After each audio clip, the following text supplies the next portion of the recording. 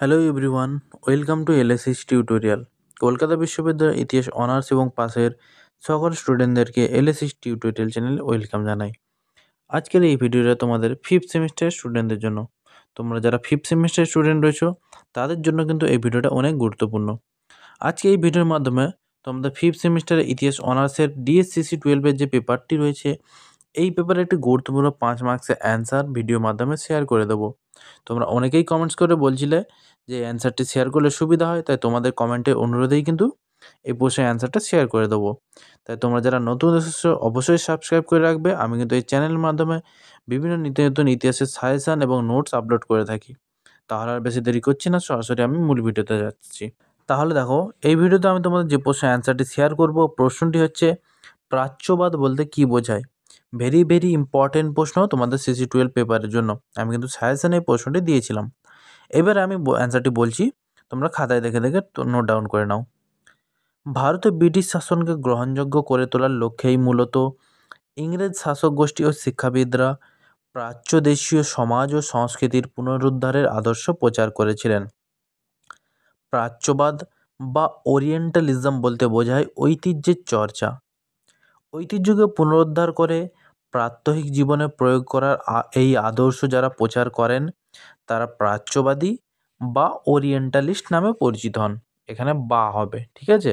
তোমরা একটু মিস্টেক হয়ে গেছে, তো এটা নোট ডাউন করে নেবে। পরবর্তী প্যারা দেখো, প্রাচ্যবিদ্যা সংক্রান্ত জ্ঞানের উৎস সম্পর্কে ঐতিহাসিকদের মধ্যে মতভেদ আছে। এডওয়ার্ড সইদের মতে প্রাচ্যবিদ্যা বিষয়ক জ্ঞান ইউরোপ থেকে এসেছে।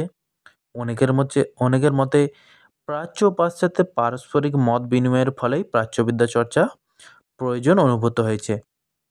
ডেভিড লুডেন তার ওরিয়েন্টালিস্ট ইম্পেরিয়ালিজম গ্রন্থে বলেছেন যে প্রাচ্যবাদী জ্ঞানচর্চা প্রাচীনকাল থেকেই ভারতে প্রচলিত ছিল।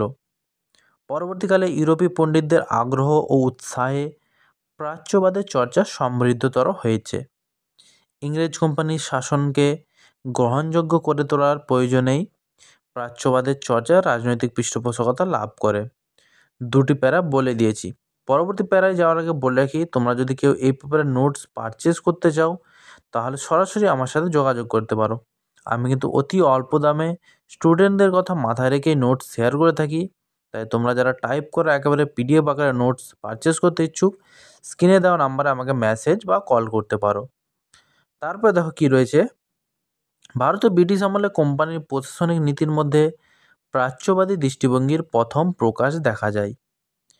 কোম্পানির উদ্দেশ্য ছিল প্রচলিত ভারতীয় রীতি অনুযায়ী আইনকানুন চালু করে ইংরেজ শাসনকে আইনসঙ্গত করে তোলা।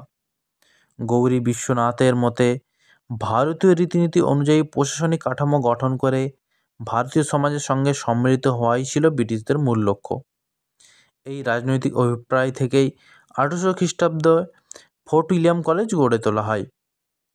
তারপরে দেখো, প্রাচ্যবাদীরা ভারতীয় ভাষা ও সংস্কৃতির সঙ্গে ইংরেজ প্রশাসকদের পরিচিত করে তুলতে চেয়েছিলেন। কোম্পানির আমলে ভারতে প্রাচ্যবাদীদের মধ্যে অন্যতম ছিলেন এইচ.টি. প্রিন্সেপ, কোলব্রুক, উইলসন প্রমুখ। প্রাচ্যবাদীরা বলেছিলেন যে ভারতবর্ষ সম্পর্কে অধিক জ্ঞান সংগ্রহ ব্রিটিশ সাম্রাজ্যের পক্ষে ব্যবহারিক দিক থেকে গুরুত্বপূর্ণ, কারণ এতে পরস্পরের মধ্যে ব্যবধান কমে। সুতরাং প্রাচ্যবাদীরা মনে করত যে প্রাচ্য শিক্ষাই হচ্ছে প্রকৃত শিক্ষা, কারণ এই দেশের ঐতিহ্য ও সংস্কৃতির সঙ্গে এই শিক্ষা জড়িত।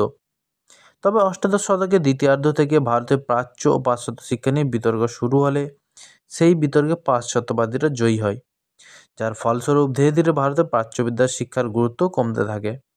তাহলে সম্পূর্ণ অ্যান্সারটি আমি শেয়ার করে দিয়েছি। তোমরা কিন্তু অবশ্যই এই প্রশ্নটা খাতায় নোট ডাউন করে নেবে এবং আগে ভাগে এক্সামের জন্য নিজেদেরকে প্রিপেয়ার করে নেবে। পরবর্তী কোন ভিডিও চাও তোমরা বেশি বেশি কমেন্টস করে জানাও। দেখা হচ্ছে তোমাদের সাথে পরবর্তী কোনো ভিডিওতে।